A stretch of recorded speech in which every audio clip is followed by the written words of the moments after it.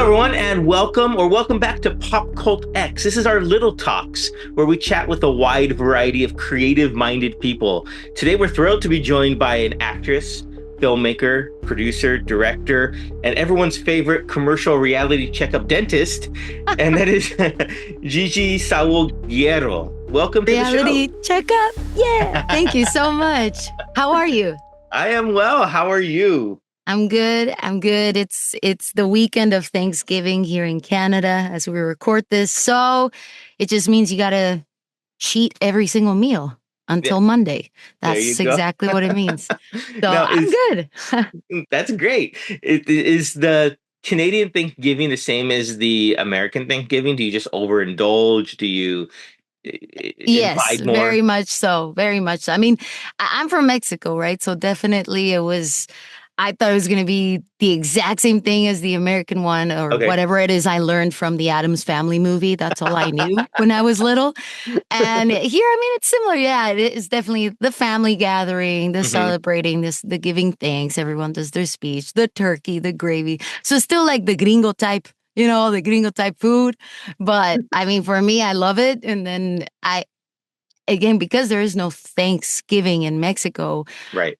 I love how here in North America, people do Friendsgivings.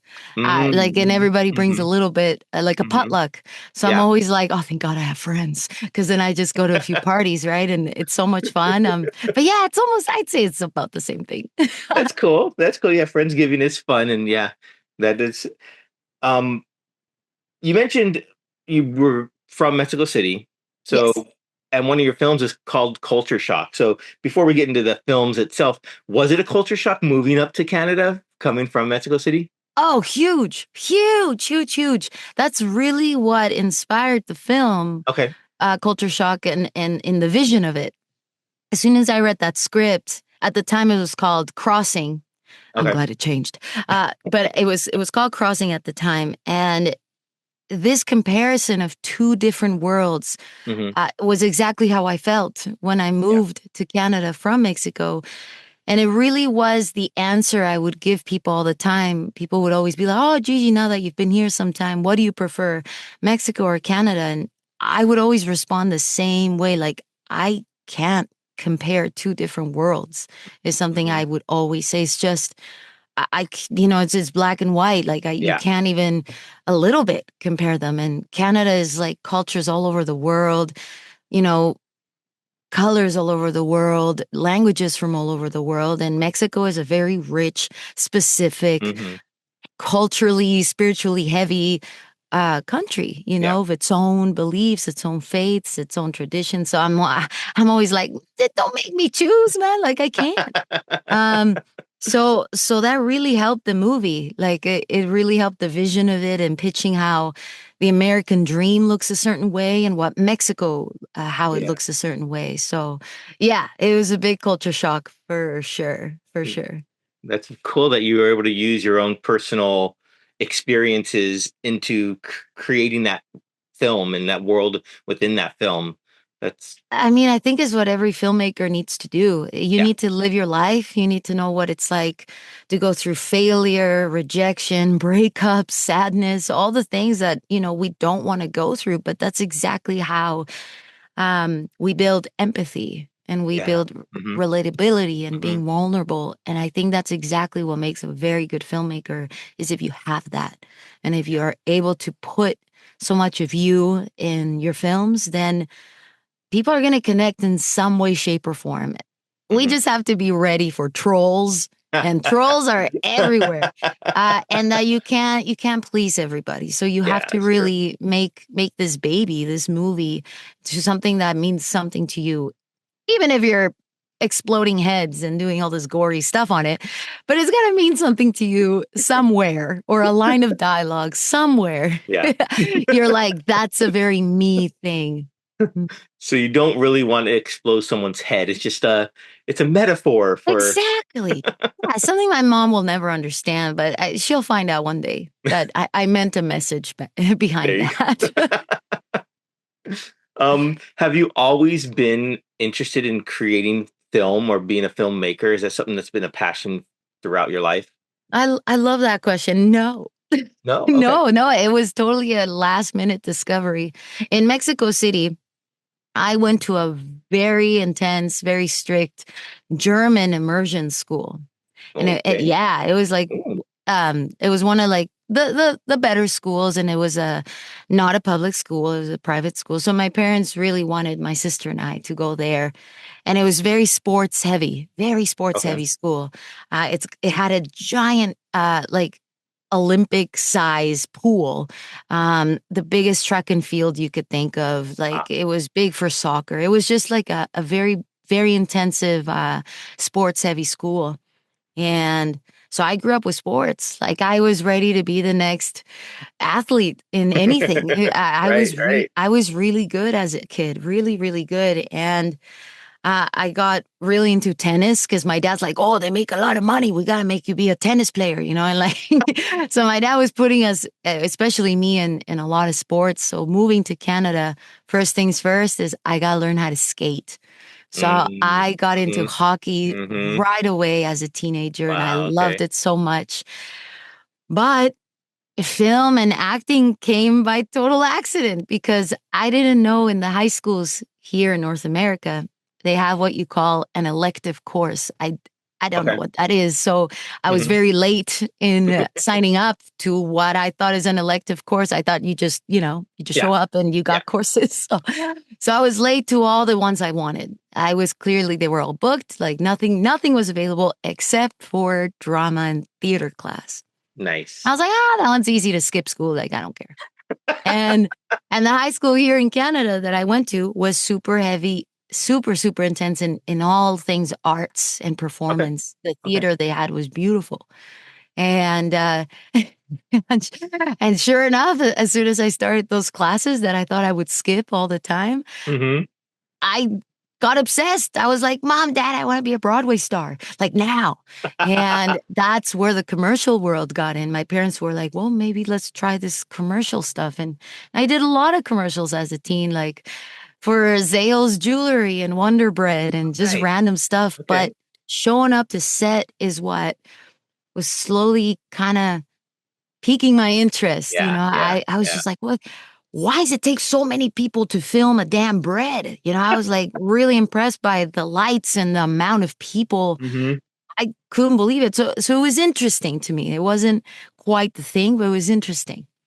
Okay. But but what got me into it, uh, and for context, I'm around 16 at this point, 16 years old. And I was really immature. So I'm the youngest sibling. So definitely I'm like the worst, right? I'm the reason there's no more. So I'm really immature. I only watch horror movies or anything Adam Sandler was in. Like I just didn't care about anything. My movie slate was like not very big. It was like Yeah. only that stuff. Okay. But what got me into film school during all this time, I knew that my sister was going on a date with a guy. And Oh no. I called up all my friends and I was like, we need to crash my sister's date. I know the movie, the theater, the time, let's go. And so we all snuck in. We had the popcorn ready to throw it at them. And then this movie started that completely, and I'm not even exaggerating, it just completely changed my life that I Wow. forgot Okay. why I was there. Okay. And it was Alfonso Cuarón's Children of Men. I had never seen anything like that. Like again, all I would watch was a lot of comedies and horror. Yeah. That's all I watched and all I cared for. But as soon as this movie started, Children of Men, I honestly don't remember why I even went there. I forgot to bother my Okay. sister, and I'm watching this movie that completely changed my life, and I started to feel things. Film is Yeah. supposed to make you feel Yeah. things, and It is. I really saw a world, maybe because I come from Mexico, and one of the reasons of leaving was my parents were scared and Hmm. I wanted a better life. And this movie just made me kind of think a lot about humanity that I never did at the time. I never was mature enough to think about it and really think, holy shit, we're not far from that. Our Yeah. world is not far from this movie. and the message behind it, the filmmaking technique behind it. I also had never seen Warners like that. I've never seen anything like that, period. So Right. to me, Children of Men, I mean, it still stands today as one of the best movies ever made, but it impacted me. And when the movie was over and I had my jaw, like all the way to the floor, like, what did I just watch? The guy that my sister was going on a date with happened to be a film student at the university here. Okay. So he saw how impacted I was, Yeah. and he said to me, "Oh, well, I'm learning how to make movies like that in school." I was like, "You get to Do learn that. about movies in school?" He's like, "Yeah, it's called film school." I'm like, "What the fuck?" I was like, "What? There's such a thing after high school?" And yeah, it blew my mind. And what blew my mind even more is that he said, and I quote, "If you like this guy, you should probably check out his other two amigos, Del Toro and Iñárritu. They're all Mexican, all three of them." When he said that to me, Danny, it really, stories like that really do exist. And mine is one of them, where you saw yourself in somebody. You Yeah. saw yourself Yeah. in that artist. And Yeah. I literally said to the date, my sister's date, a guy like me made that? Like, it came out of me. And I was Wow. I was floored. I was floored. A Mexican made that. See, immediately I went home. I told my mom and dad, "Mom, Dad, I'm going to film school." And I just started watching all these movies, Amores Perros, y tu mamá también, Cronos, and like all these movies that I was like, where have I been? Right. And all Right. these Yep. Yep. Mexicans. And Mm-hmm. from there, it kind of led into like Robert Rodriguez and Tarantino, and like kind of went into that realm, which is similar to the stuff I do now. But that whole like Mexican American Spanglish vibe that the early work of Rodriguez had really influenced me, because I was having a lot of trouble at that age adapting here in Okay. Canada. Mm-hmm. So that whole Tex-Mex, I felt like it was a bit of both worlds. So, Yeah. but it completely changed my life. Yeah. So, That's awesome. yeah, so that's exactly Wow. like where I was like, I want to make movies like that. I want to, impact people. That's So, yeah, that's such an amazing story. That is, thank you for sharing that. of course. That is so cool to hear that one film is just what triggers your path forward. You It's just never know amazing. as an artist, right? Like, you never know as an artist if it's a movie or an art piece or a conversation with someone or a horrible, horrible situation you got Yeah. in. You never know what's going to inspire the art side of you that you never knew was. Hmm. Um, so yeah, Yeah, the rest is history. Still trying to figure out how to make that movie, but all getting there. Now, of course, since your culture is important to you and sharing your culture, how do you use that perspective or how do Latinx or Latin filmmakers you bring that into the horror genre? How is that? How do you mold that into fit into your lens of the horror genre? I love that. I think even this question was asked as well to Guillermo del Toro when he won for Shape of Water. I remember seeing an Okay. interview that they asked him the similar question: "Where do you get all these ideas? Like, what, Hmm. what, what about you that you are able to do this?" And he's Right. like, "Because I'm Mexican." He There just you go. said that straight up. I'm Mexican. Mexican. I'm Latino, and I think he's very much right on that. And I related to that answer. And I think even furthermore with myself being also a woman, I Yeah. have even more fears and more sensibilities that Hmm. I can definitely share and talk about, that I fear and that I think on. But I think us as Hispanics, we are so spiritually vulnerable and open. We have what we call magical realism. Yeah. We love believing in faith, Yeah. really. We love believing in magic. We love believing in fantasy and things that are not explained. Yeah. And we are also very open to the dark realms. We're very open to that stuff, and we grow up. with our abuelos and abuelas scaring the crap out of us, you know, before bed. My grandma always threatened me. I'm gonna get eaten alive. Always threatened me. I'm gonna be taken away, kidnapped, eaten alive. You know, everything you can think of. I got disciplined with to not do, you know, for that outcome. And so I think we just grow up with so much of these fears already since kids. Hmm. And also we have such rich folklore that it's so rich to share all about it, Yeah. especially like Mayan and Aztec and Hmm. anything indigenous, you know. Yeah. It's so big, the world of it. I love it so much. That I'm a fan of believing it. I think you also have to be open to it. So things That's a good scare point. me. Hmm. I have yet to do anything with exorcisms and shit like that, man. Because I'm like I'm gonna wake up something on the set. The boom op's head is gonna like go in circles. Something's gonna happen, but it's because I believe in all of that stuff. I don't like to mess with that stuff. So the people are always like, "You're so superstitious." I'm like, "That's how I grew up."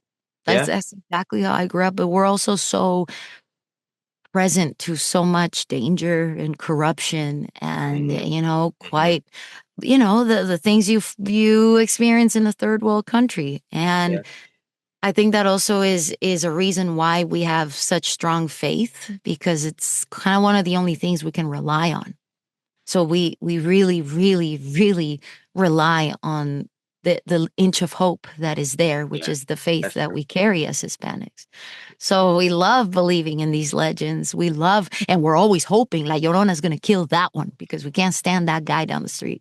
So you know what I mean? Like we're always trying to use all we grew up with to throw it at someone. So yeah, I don't know if that made any sense, but I think No, I that's got why no. That does. we have so many layers, man. That's You're like, why. take them. Yeah, yeah, please, por favor. Yeah, yeah, yeah. And I get scared. Like I really believe in all these things. My mom, I'll tell you a story. My mom, since it is the spooky season, my mom would always, and my uncle, her brother, when they were teenagers, they would always lie to my grandma that they were going to an after school program, Okay. like a music program after school. That's why they were always late. When in reality, they were going to a cult. Those two. No, What? I shit you not. My mom was part of this crazy mediums cult that they would mess around a lot with the Ouija board, a lot with just, Wow. Okay. yeah, connecting with the other side. And to Mm. the point where, because my mom and my uncle were too young, they really didn't take it so seriously and Yeah. messed around a little too hard with it and I got kicked out of it. So, and my mom had to get limpias, you know, like Yeah. literally had Yeah. to go to the gypsies in downtown Tepito to get cleansed. The whole Wow. thing because she just felt something was following her, attacking her, and all these things. And my mom has a lot of trouble talking about it. She gets pale. I'm Mm. hoping one day to dive into that movie, you know, but Yeah. I want to see she that. she can't, she can barely get through some of the experiences. She goes pale and goosebumps everywhere. And I've gone Wow. two or three out of her that are very good scenes from a Latino James Wan movie, but definitely there's so much more that she doesn't tell us. And so definitely I've grown up with a very, very Catholic house. Mm. Very Yeah. Catholic house. Yeah. And yeah, So in a way, you could say that the horror films, if you were to create something like that, could act as like a catharsis for you in a way to process that trauma. So, totally. so Totally. what approach, if you were to make that into a film, what would just brainstorm there? What would you like hope the audience would be able to take away from something like that? I think, you know what, a lot of it has to do also, you want to throw the situation that's also relatable in real life for Hmm. any person, Hmm. whether you're going through grief, whether you're going through anything Yeah. like loss, whatever it is. I find that is the only way these movies work because also if you're spiritually open, when you're feeling like that and you're going through the most negative time of your life, you're also very much a target for Yeah. all this evil to come your way. So I find like I would really approach to understand what were you going through, mom, Mm, that that you attracted all this shit. You yeah. know, but like what were you going through? And I find like these movies really work when you can tell the human side of what Yeah. is going on with these Yeah. characters can happen to any of us. You look Yeah. at Hereditary, it's a very dysfunctional family going through grief. You look at Hmm. Babadook as a single mom going through Hmm. a very similar situation. Like everybody's Yep. going through a pretty traumatic, real experience. Yeah. So like that's something my mom's never been able to share with me. Is that, and that would be the main thing I would want to do to be able to brainstorm, you know, Yeah. It's that's and the go through relatable it. part But of it. Yeah. yeah, but I'll be honest. I mean, I've experienced pretty scary, spooky shit. And that's why I had to ask my mom all this stuff because I'm like, why am I experiencing all this? Back Oh when I wow. was a young teen. And yeah, my mom, till she opened up and told us she carries some baggage. And so I think a movie like that, I wouldn't rush it. I would Yeah. take my Yeah. time and do it Yeah. right. I would make Yeah. sure on that contract there's a priest involved too, you know, to show up on set, take care of us. Because I would want to make it as authentic as possible. I mean, you're joking, but also serious about I mean, that, right? I'm damn serious. Yeah. I am damn serious. The last movie when we shot a couple of years ago, our segment for Satanic Hispanics Hmm. was such a fun film. We really took it serious in our segment because we were playing with uh, indigenous folklore Yeah. of the Mayans of Nahuales. Yeah. You don't mess with that shit. And we went to the real birthplace of witchcraft in Catemaco to film. Like it's not Wow. just like I decided, oh, let's pick any jungle. No, No, I said, and my we want producer were authentic. like, we were going to where this is all born, where all the true horrific things happen. And in Catemaco, I mean, that's where politicians go under the radar to get their cleanses and to get all that Satanist blessings to win the election is not, it's Wow. not a simple place there. And it's where they do a lot of sacrifices too. That's where the big famous pentagram ritual happens is there Hmm. in Catemaco. So we were like, no, we're going there. And and we had to go through some real things to film at that jungle. We had to ask the chamanes, the shamans that live there for permission. They Yeah. made us do the entire 35 people crew do the ritual to, you know, kind of pay our respects. We did a whole thing for it. But Yeah. spooky stuff kind of happens when you're in places like that. You know, I things can go imagine. missing, couple of our crew members got quite lost and were going in circles, would hear things, you know, like it you just kind of have to be okay with it in a way that, you know, you have to you'd have to just get through it. But that to me is how I want to make every movie. I just want to take my time and do it right. That's cool. Mm. That is Yeah. so cool. Thank you. um, Beyond being a filmmaker, you also are the co-founder of Lucha Gore Productions, Yeah. which is opens up into a wider realm of items for you, from comic books to other helping produce other films for other filmmakers, I presume.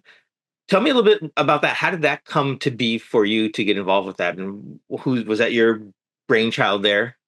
Yeah, I mean, Lucha Gore came with, you know, it happened with my two bestest of friends, with Rainer Shima and Luke Bramley, who I've worked with since film school. Okay, Rainer, he's the producer in all the things I do. Luke, he's the cinematographer in most of the things I do. that's cool. But we That's all really three cool. just wanted to have like a brand. We were like, Yeah, well, we're not really a studio yet, but what is our brand? Like, right. and that's something that was very important to me. I didn't want it to be the Gigi movie, the Gigi product, the Gigi. And I find, which is fine, a lot of filmmakers are their own brand. You know, Hmm. I think Eli Roth is an amazing, his own brand. We all know what that is, Tarantino and all them.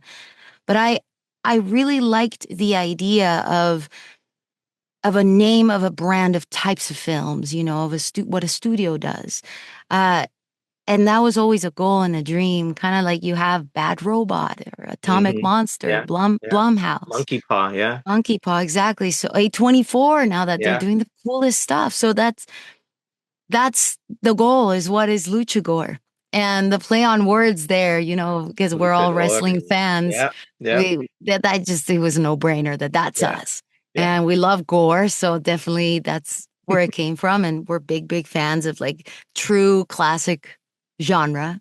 Hmm. Um, that we're really hoping, to continue to grow as a brand, which we've done great so far. But starting to really be more in the mentality than not just a brand, like a mentality of a studio, that we Yeah, can really help other filmmakers that have such great talent, that we can help them make their movie and use us as producers that only are there to support and make sure this vision comes true that we believe cool. in. So Awesome. yeah, it'll take time. A lot of this, it's just the three of us, all of it. So it takes time, right? Yeah. It's hard. It's a tough industry out there. It is, and I like the fact that you, even though you're still working through it for yourself, building up your own filmmaking, you're already thinking about the next generation as well, and the other filmmakers. So I think that's very admirable of you to do that. I think Oh, it's thank really you. cool for you guys to create that environment where people can tell their stories. And Agreed. Lucha Gore, I love the name. It is so cool. Yeah, It's like luchador and gore film. I already knew. I know what this is going to be. As soon as I see the production house, I know exactly what kind of film I'm going to get. So it's really that's cool. awesome. I love that. And I love that now we have an animated logo that we recently shared. It's so great. I'm like, man, I can't wait in theaters for that logo to come up first. And everyone's like, Yeah. yeah. Like, is that it? We want to bring that excitement you get when you go see a wrestling match. Everybody's there for the same exciting reason. And Yeah. every time we would go to Las Luchas, it just, Hmm. those two Canadian boys, Rainer and Luke, they talk about that feeling still today. They're like, That's it's cool. just like they just can't handle their excitement. So that's exactly what we hope to bring with Awesome. Lucha Gore movies. Hmm. That's really cool. Well, we are a pop culture podcast, so I would be remiss if I didn't ask you, what are you currently watching or enjoying reading, listening to? And the last at the end of that, maybe you could tell me what your favorite vampire movie is, because we just had a whole episode about that. I love that. I'll start with the vampires. You know what? Okay, so I'm a big fan of vampires in general. I love them. Okay. So I did give Salem's Lot a chance. And I could see the divide. I could see why people were like, "Ugh," like there was a big divide, and then other Okay. people like loved it. And I think because I watched it with my mom and I felt I was gonna watch like another Goosebumps episode, but I was okay with it. I actually Okay. laughed in a lot of parts, and I was relaxed and having a good popcorn night with my mom. Yeah. And I had a few friends telling me like I hated it. I was like, Oh no. oh, I had a great time. Like I straight up said but it's funny how whoever you watch movies with can really kind of influence Yeah, that's your true. reaction. Hmm. And I bet if I watched it with a few of my film friends, I can see myself being like, yeah, man, this sucked. But I loved it. I thought so many sequences were so fun, and I loved kind of how cheesy it was. Yeah. Some of it was super great. I loved a lot of the actors. I had a good time. It was something that my mom was able to get through, so Mm. that's kind of Okay. why. Okay. But so that I just watched 2 days ago, but still nothing beats Interview with a Vampire. There you go. Let me tell you right now, Okay. Antonio Banderas is and Tom Cruise and Brad Pitt. It's just the combo of perfect vampires. I don't know what to tell you. I'm a big fan of 30 Days a Night and like a ton of badass vampire movies. There's something about Interview with a Vampire that is so good, so well told. Uh, Yeah. it's just one of the best adaptations ever out there. And god damn, those men are handsome. I just can't. I just can't get like I'm sorry. I'm sorry, Blade, but those guys win. Um Yeah. so that and then I just finished as of a couple days ago, I finished Monsters on Netflix. It's not a horror, but Right. it Well, kind of is it it is kind kind of of is horror. real horror, right? It's real horror. I thought it was an amazing show. I've been following that case for a while. I've known about it for a while, but Yeah. the way that show on Netflix, Monsters, was told, I was a really big fan.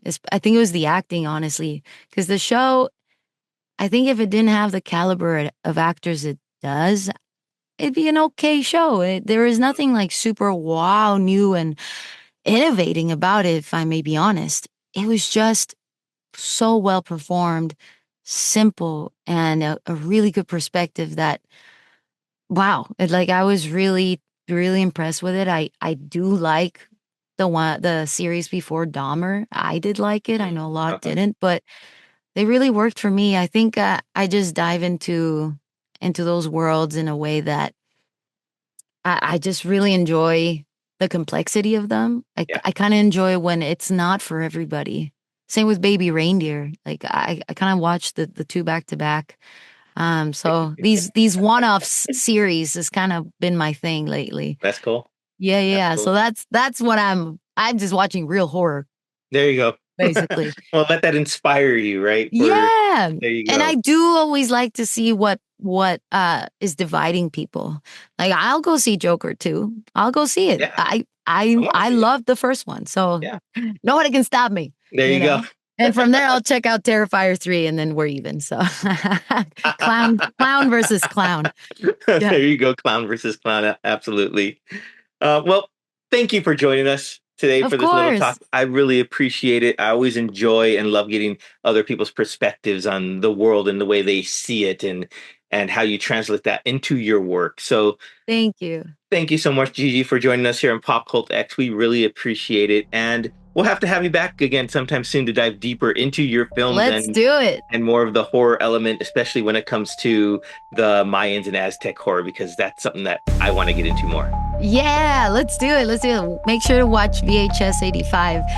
My segment's based Okay, on an Aztec god of death. So see what you think. And those will do. listening, we'll talk about it on the next one. Awesome. Thank you, everyone, for tuning in. Thank you, Gigi, for stopping by, and we'll see you guys all next time. Adios.